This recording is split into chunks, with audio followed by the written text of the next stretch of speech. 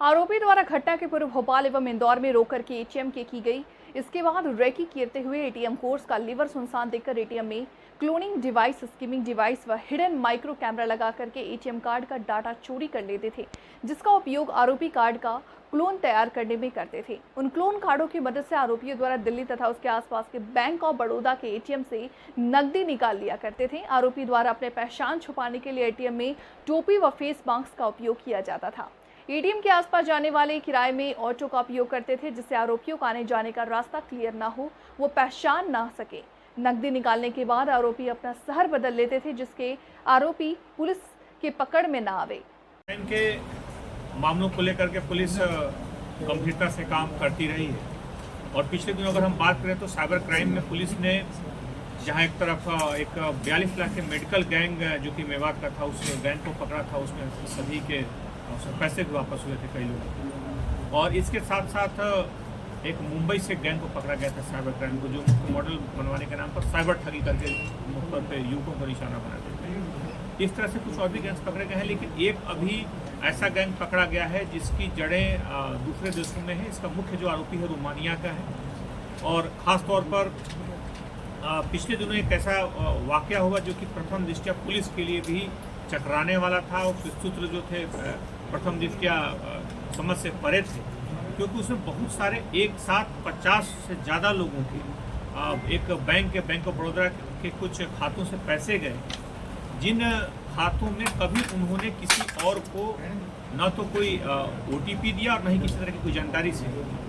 खास तौर पे सामान्य तौर पे जो भी साइबर क्राइम होते हैं उसमें खास बात रहती है कि या तो हम कोई OTP शेयर करते हैं या किसी भी तरह की कोई जानकारी हम उसमें शेयर कर देते हैं, जाने अनजाने कोई लिंक हम शेयर करते हैं या लिंक को हम क्लिक करते हैं जिससे हमारी कई बार जानकारी शेयर हो जाती है। तो लेकिन इन पूरे मामलों में जो कि धीरे धीरे ऐसे 75 ऐसे मामले सामने आए, उन मामलों में किसी भी मामले में व्यक्ति ने न तो कोई OTP दिया था, न कोई जानकारी शेयर की थी, न कोई लिंक क्लिक किया था। ये पुलिस के लिए एक बड़ी चुनौती थी। खासतौर पर इसका जो मॉडस ऑपरेंडी था वो बिल्कुल अलग तरीके का था।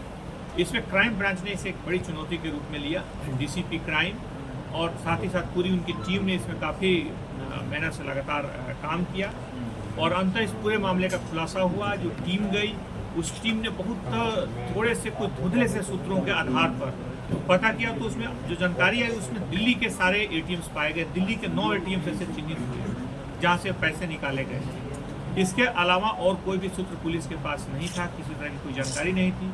पुलिस ने उस सूत्रों को खंगालना शुरू किया, छोटी छोटी कड़ियों को जोड़ा और जो टीम थी जिसमें खास तौर पे यहाँ के हमारे जो इंस्पेक्टर हैं, रजत हैं, इसमें रमन हैं, तेजराम हैं और आदित्य हैं, प्रताप हैं, ये सारे लोग इसमें गए और इन्होंने लगातार लगभग 15 दिनों तक मेहनत की। लगभग 100 से ज़्यादा CCTV देखे, लगभग बहुत सारे अलग अलग जगहों की जानकारियाँ और फिर तकनीकी संबंधी जानकारियों को एक एक करके इकट्ठा किया।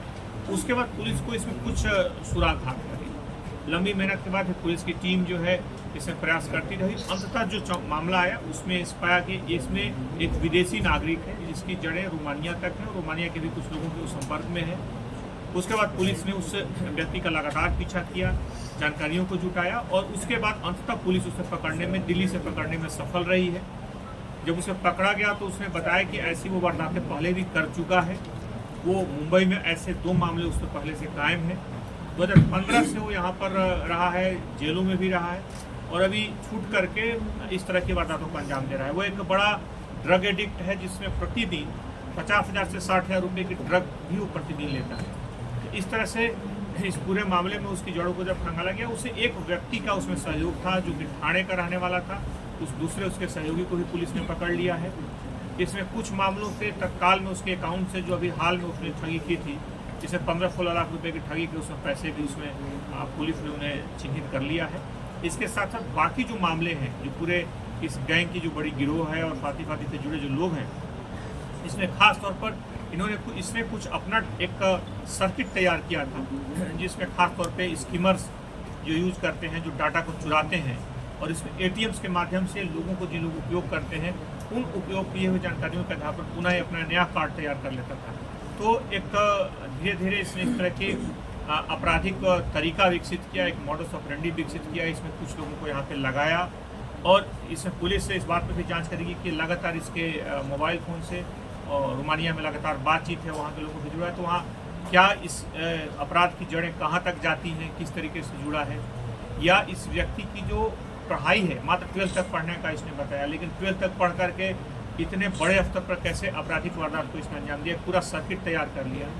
इसने ATMs में अलग अलग ऐसे छोटे कैमरे लगा रखे थे जो इतने पावरफुल थे कि व्यक्ति के जो ATM पर हम जो पिन कोड डालते हैं उस पिन कोड को कैच कर लेते थे। उस पिन कोड को कैच करके बाद में फिर डिकोड करके उसके माध्यम से जाने के बाद फिर उस डाटा को कलेक्ट करके और फिर वारदात को अंजाम देते थे। तो ये कई शहरों में, दूसरे कई शहरों में भी इसने जानकारियाँ दी हैं वारदात करने की। संभवतः कई शहरों में इसमें FIR दर्ज नहीं है।